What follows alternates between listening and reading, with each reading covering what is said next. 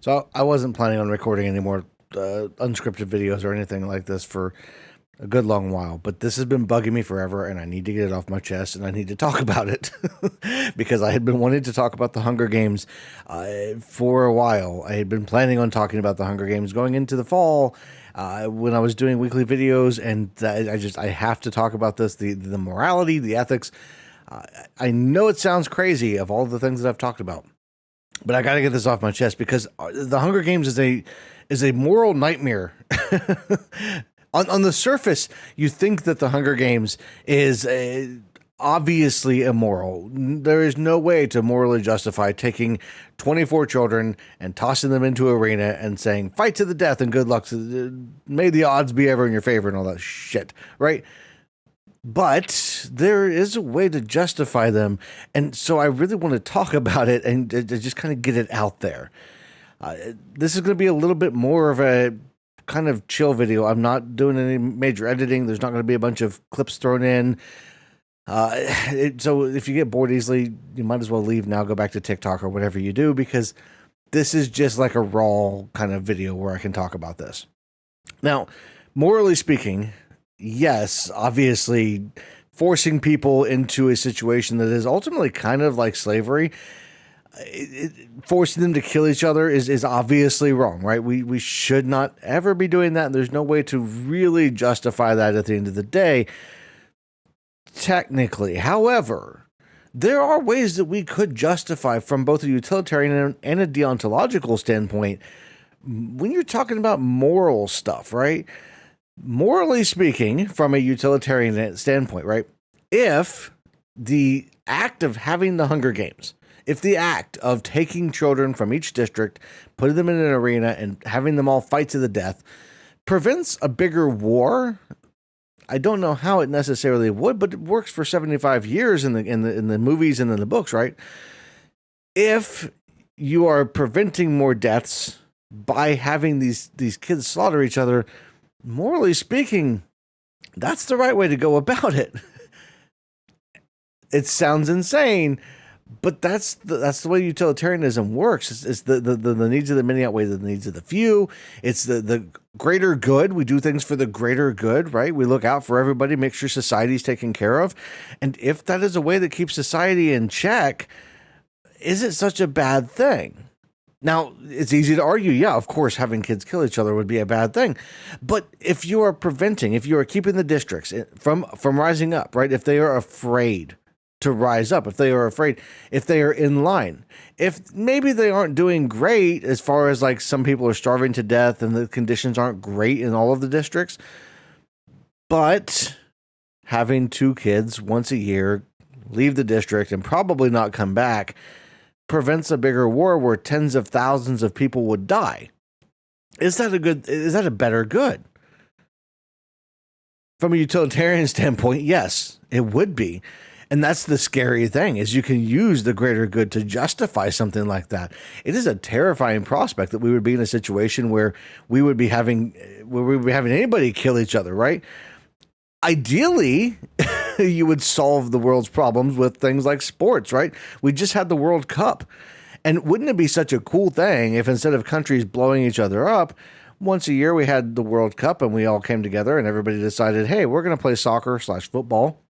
And whoever wins, that's the winner for this year. You get all kinds of accolades or whatever. Nobody dies, everybody's good, right? But in the world of the Hunger Games, and in reality with the way that the world works, it doesn't always work that way. There are people out there who would prefer to see death and destruction and bad things happen. And there are people who are held down to a point where they feel the need to rebel against whatever is oppressing them, right? If you're held down for long enough, if you have a group of people, we've seen it all throughout history. Groups of people held down, they're repressed, and eventually you hit a breaking point where you just kind of burst out. And that's what happened. That's how they started the Hunger Games in the first place, is they just kind of burst out and blew up and said, we're going to fight you. We don't like what the Capitol's doing. The Capitol quashed that and started the Hunger Games.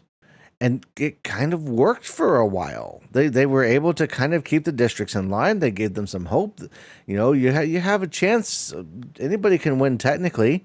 Every district, I think, had a winner. I don't know for sure. I never read the books. I've watched the movies, and I know a little bit of the lore.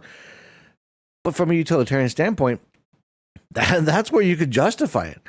Deontology is a little more interesting because, in theory, deontology is mostly used to justify things like pacifism, where you say nobody should hurt anybody. We need to, minimize the harm as much as we possibly can.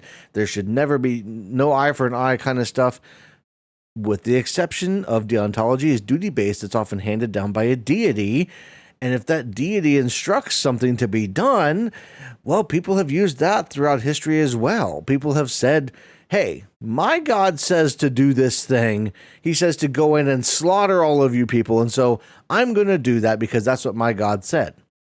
And you could use the same kind of justification for something like the Hunger Games, where you could say whoever's in charge of the Capitol, President Snow, for instance, was appointed by God. God put him in charge, and what he says goes, and he says we need the Hunger Games, so that's what we're going to do. And from a deontological standpoint, just like we have in real life with religions and with other situations where people say, well, I was told to do this. This is my duty. I have to fulfill this duty. This is what I have to do. And so, yes, you can justify the Hunger Games from a moral standpoint. Does that mean you should?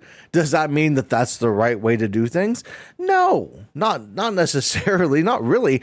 It's one of those thought experiments. It's one of those really interesting things, because when it comes to whether it's games, movies, TV shows, books, all of these things give us ways to look at the world around us in a kind of safe way. And they give us ways to kind of not just take at a first glance, you say, okay, well, taking 24 children and throwing them in an arena and having them kill each other, obviously that's bad. But why? And how could you justify it? Because if you can play devil's advocate, if you can justify it, if you can figure out what works and what makes sense from the other side, see things from another point of view, that makes it easier to be stronger in your stance. I wouldn't advocate for doing anything like the Hunger Games, but knowing how they could be justified and knowing where that comes from helps to kind of defend on why we shouldn't do it. Because on the flip side of that, from a utilitarian principle, you could say that the Hunger Games hurts morale overall. It hurts people. These children are growing up in this world where they have to be afraid that their name could come out of a bowl or a hat or whatever at any given reaping every single year. So they live in this fear. And even if they aren't selected, that fear is still going to instill a sense of PTSD. Now, on the one hand, you're going to have a lot of people that are going to say, it'll never happen to me. There's no way my name will come out of that. I mean, I'm sure Rue didn't think her name would come out of that. But Katniss's sister, I want to say Rose. I know she was a flower. She didn't think her name was going to come out either. So nobody ever thinks their name's going to come out, but they still live with that fear and that idea. Primrose. It was kind of Rose.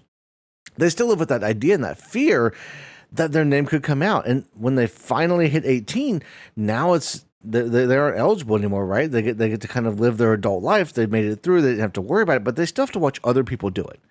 And they still have to worry that if someday I wind up having children, what if one of my children gets chosen? What if one of my children is called up? So overall, that hurts society. It holds society down. And that's not even getting into the Capitol and all of the atrocities that they have, because the Capitol is the reason why society is held down.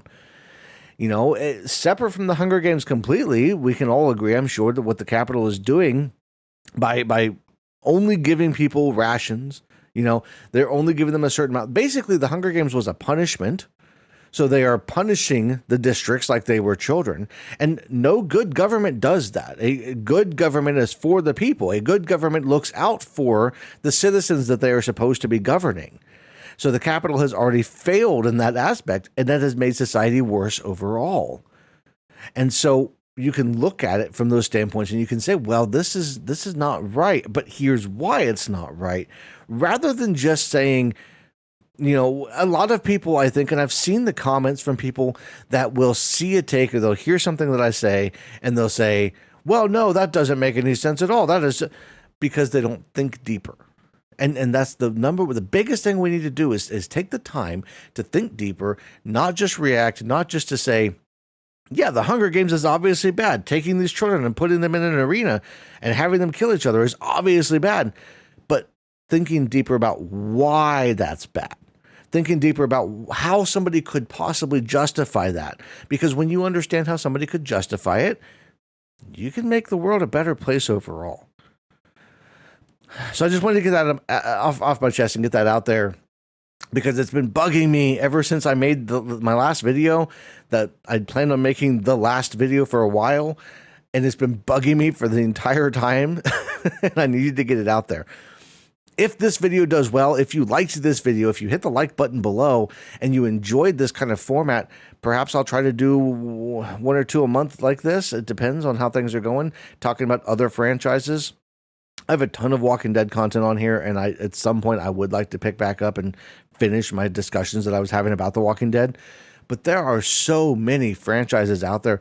I want to talk about Jurassic Park at some point. I think that would be a lot of fun.